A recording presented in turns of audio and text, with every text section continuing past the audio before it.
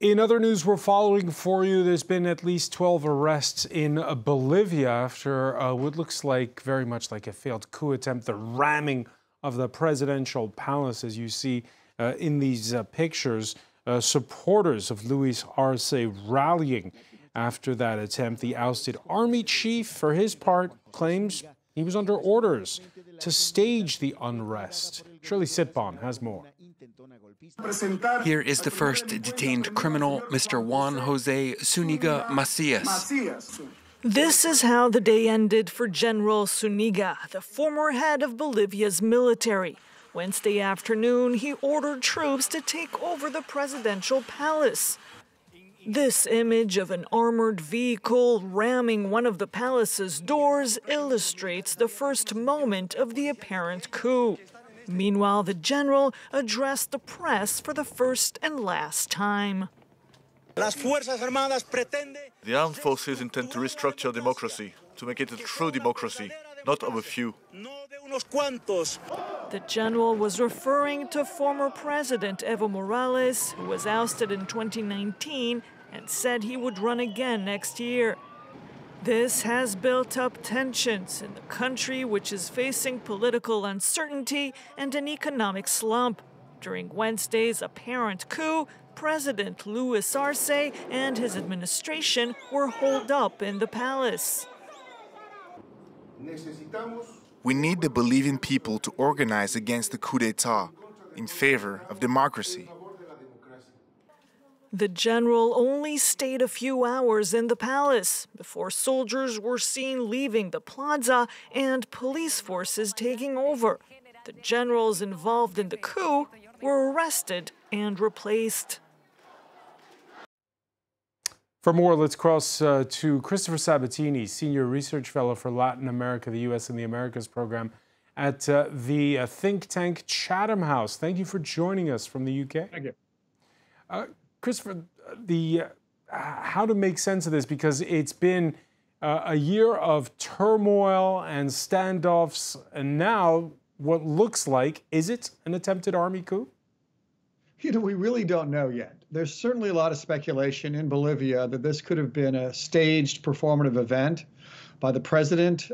President Arce is in an ongoing conflict with the founder of the party and the previous president, Evo Morales. They both want to compete for the elections in 2025.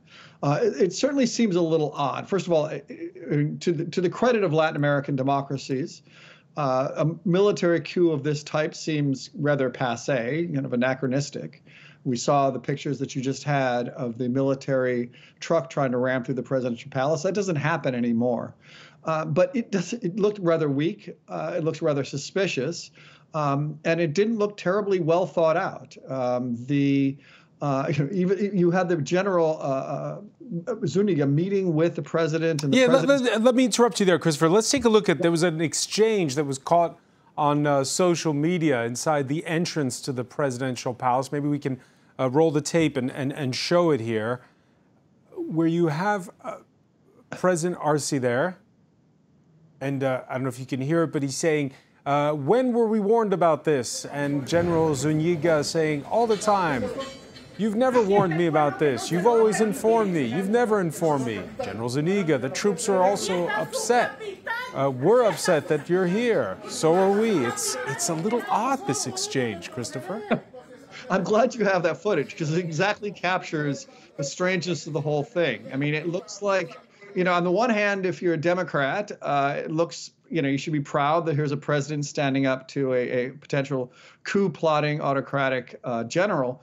But, you know, it looks like a friendly exchange. It looks like, you know, you knocked on the wrong door. Please go home. This isn't the time. It's an odd exchange. And so there's a lot of suspicion, and I think with some merit, that this could have been an effort by Luis Arce, although there's been some friction between him and this general before, to stage, if you will, sort of a pseudo-auto coup, a self-coup, that could rally people both to his cause and to democracy generally, but also at the same time this is going on, in Paraguay right now, there's the meeting of the foreign ministers of the Organization of American States, all of the members of the Western Hemisphere democratic states, and they rightly condemned the coup attempt. But here now you have people on the streets of La Paz, foreign ministers and presidents declaring this coup illegitimate and declaring their support for Arce. It's a pretty convenient political message for a president who's up for election next year. And who's got pressure from both sides, because he's in a showdown with his once ally, Evo Morales, his predecessor, and he's got two imprisoned opposition leaders, Luis Fernando Camacho and the former president, Janine Alves. Exactly right. And I mean, to the former president's credit, Janine, she did denounce the coup attempt. But again, this sort of elevates him as a democratic hero in the hemisphere and within the country. He, as your report earlier did say, he called people to the streets. He's clearly trying to make himself out to be a martyr for democracy. Again, this may be just one rogue general attempting to stage a coup, but it doesn't look terribly well thought out, and it really does seem almost passé and anachronistic, as I said, in terms of what's being done. And it did rally, again, the international community as well to express our support for him. So it's certainly a political win for him. Whether he orchestrated it or not, we don't know.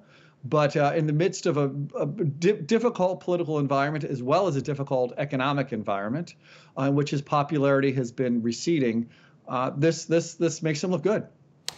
One commentator in La Paz I read saying that this buys President Arce a couple of weeks of goodwill from public opinion, but then, you know, in the run-up to next year's presidential election, where he'll surely be facing Evo Morales, it's going to be turmoil. What's ahead for Bolivia? So first of all, it's worth saying that Bolivia, a country that has probably had the most coups or coup attempts in all of Latin America. There were 190 coups or coup attempts in its 200 years since independence. It's been relatively tranquil. This is really the first time we've seen something at this level before. But you know, you're right, is that there's political turmoil. First of all, an internecine battle with Arce and within his own party, the Movement Towards Socialism, that was founded by Evo Morales, who remains a very charismatic and very popular figure. He's living in living in exile. And of course, at the same time, the more conservative opposition, the traditional elite, if you will, have formed a coalition, and they will be contesting these elections. So for the moment, yes, there will be certainly a brief honeymoon. But by the same token, Bolivia's economy has been tanking. It's confronting the need to control energy subsidies. Its primary exports of gas and oil have collapsed. It is facing very difficult times, and Arce doesn't have the charisma. He doesn't really have the popular base that his ally, as you said, and even his mentor, Evo Morales, once had. So what does Bolivia do now that the oil and gas money's drying up? The truth is, it has to open up its economy. It has to cut subsidies. It's facing a fiscal deficit right now. But you know, Bolivia is one of the highest concentrations of lithium, much in demand right now. Unfortunately, it dithered in making those reserves open to international investors, and then it basically gave many of them to China. It needs to move quickly to try to generate some foreign capital to generate. It won't generate many jobs. It's the lithium reserves are in the highlands of Peru, of Bolivia, but it will actually generate a lot of income, and it has to move quickly. And unfortunately, he's confronting a very fractious Congress and a very difficult judiciary. So we'll have to see what happens, but it's going to be a difficult time. And Bolivia is the poorest country in South America, so it's got a long uphill slog to correct its economy and provide general social development for its people. And first off, make sense of what's happened in the last 24 hours. Christopher Sabatini, many thanks for joining us here on France 24. Stay with us. There's much more to come, more news, plus the day's business and sports.